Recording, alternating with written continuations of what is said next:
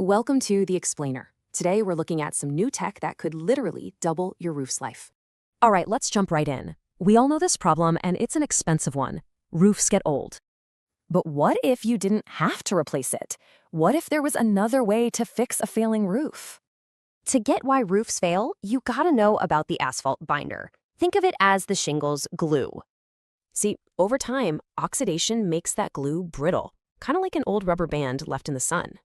And that's what leads to all the bad stuff. Cracking, losing those protective granules, and eventually, leaks. So, what have we been doing about this? Well, the old fixes, they have their own set of problems. Things like coatings and so-called rejuvenators, they're really just temporary patches that feel pretty quickly. And here's the key, they only treat the surface. It's basically like painting over rust. But now, a new approach is flipping the script by working from the inside out. Instead of just a paint job, think of this as a deep conditioning treatment for your asphalt shingles.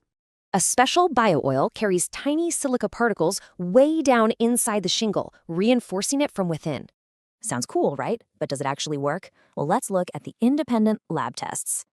This stuff was put through the ringer by top labs like UL using the industry's toughest standards.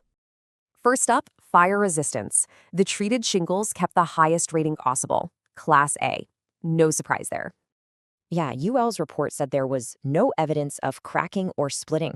That's pretty amazing. Okay, now this is where it gets really wild. Hail resistance? It jumped from a Class 1 to a Class 4. And what about wind? How about holding strong against 110-mile-per-hour winds? Yeah, it did that. So this is great for your house, but what about, the planet? Let's talk about waste. The average roof replacement? That sends about 3 tons of gnarly, non-biodegradable waste to a landfill. So by restoring instead of replacing, you're cutting down on waste, carbon, and saving a ton of cash. All of this really makes you wonder, right? Could this actually be the end of the disposable roof?